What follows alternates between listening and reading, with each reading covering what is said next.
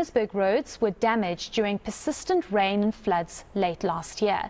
You'll remember the huge sinkhole on Hendrik Potgieter Road in Little Falls. The Johannesburg Roads Agency has laid out short-term interventions to help repair those roads and make them safe for motorists and pedestrians. To tell us more about those plans, I'm now joined by the agency's acting CEO, Louis Nell. Thank you so much for your time, Louis. Perhaps just tell us what some of your plans are. The roads were severely damaged late last year when we had those rains. How will the Johannesburg Roads Agency fix this, and when can we expect them to be completed? Yes, the damage that was caused by the rain was estimated at about between 120 and 150 million rand. And that between the 28th and the 30th of December, the Municipal Infrastructure Support Agency actually went out with the JRA, and we confirmed all of the flood damages. And the damages was confirmed to be closer to about 180 million rand. Now, in order to handle this, the damage by the floods, obviously it's going to take a bit of time for those funds to be released. So through our standby teams, we have also assessed the situations. We've made lists of all the damages, and we will start to react to those now after everyone is back in the new year. In the December period, we only what we did is we made most of the sites safe. We ensured that traffic flows were diverted from unsafe areas, and then we attended to serious situations where we had to look at heavy vehicles and so forth moving through residential areas as well, because now, especially with Hendrik Potgieter, the traffic diversion plans unfortunately took some of these heavy vehicles through residential areas as well. So we attended to all of that. Further to that is we have also put into place a plan to buy or to procure 16 jet vac machines. Those machines will be used to open all the stormwater systems on a regular basis, so that we've got people and a team of people with every jet vac machines and then on an ongoing basis to keep the stormwater systems clean. Then further to that is we have already started with other projects, like for instance the Kilburn Bridge is on its way to repair. Then there's other bridges as well which we are looking at, and then also one or two pedestrian bridges that we are looking to put in place. One of them should be finished by the end of January to ensure that the children using those bridges has got access to their school, because they use that specific route to walk between where they live and to go to school. So that is the short-term plan. On the longer term, obviously, we've got a team of engineers that will be assessing most of our bridges, and then also to make sure that they are future-proofed in terms of looking at the water flows through those bridges, and to see where some of those piping structures needs to be replaced with larger infrastructure to make sure that future flood damages doesn't occur. Then also up and downstream from those bridges to make sure that the water on the areas are or that the water flows are clear of any debris. And then also some sort of an action plan needs to be taken as to collection points of debris upstream from the bridges, to make sure that those bridges does not clog our bridges and then cause the water to dam onto the bridges, and then to create then floods as a result of debris like tree stumps, as well as plastic bags and so forth. And then also we're also looking at community involvement, and also to school the community on illegal dumping and so forth. Thank you. Okay, I just want to quickly touch on something that you spoke about. You said There needs to be some kind of plan when it comes to future proofing, and I think that's where a lot of the frustration comes when it comes to motorists and pedestrians, that the roads are in a very bad condition despite the persistent rains.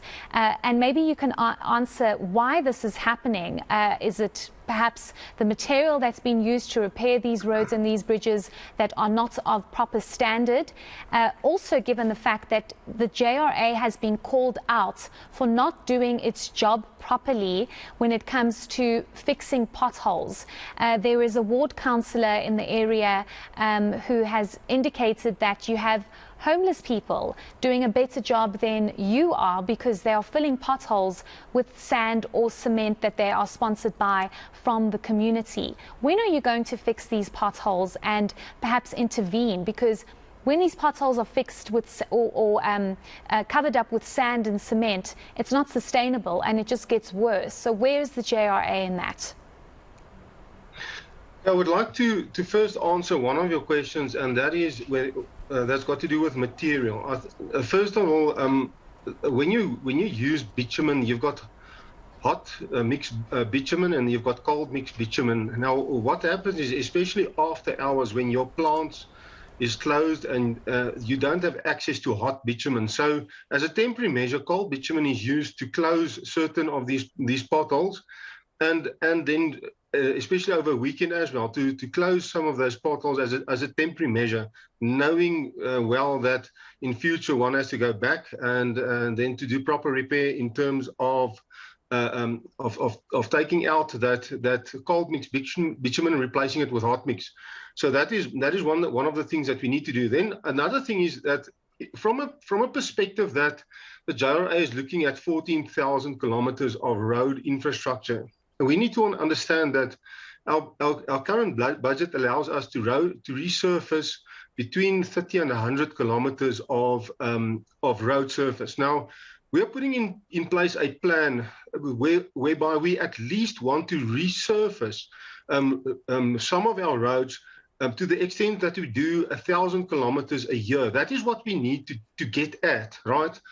Now, it is a big figure, but if we don't do that, we need to realize that it will take 14 years to resurface all of the infrastructure of the JRA. So, in a sense, we are already 14 years behind.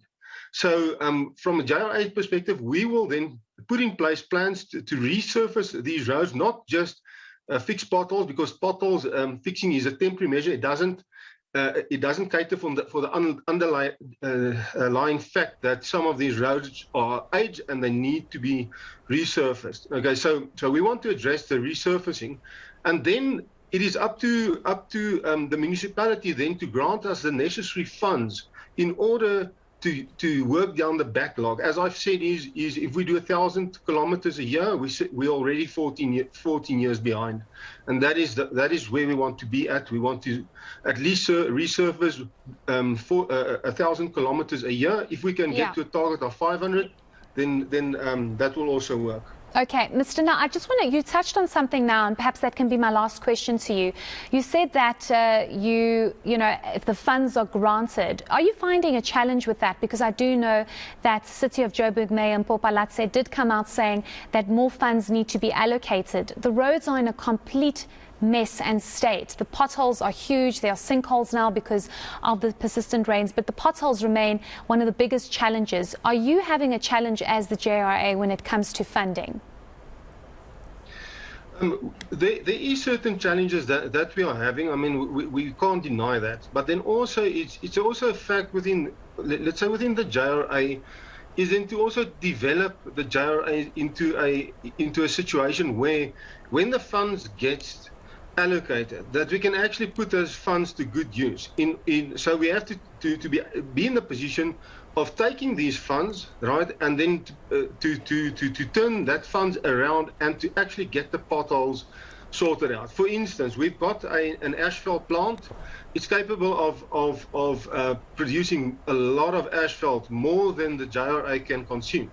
But then we have to then get that asphalt into a program where it gets from the asphalt plant into the roads. Actually, so we're not just looking at the production of asphalt or getting or buying the asphalt. It is actually a whole strategy of actually looking at the whole supply chain management, and then also to actually a program of then getting the asphalt through using trucks, heated trucks, so that the asphalt arrives at the correct temperature on site, and then also to ensure that there's a proper mechanism in place to ensure quality control and quality measurements.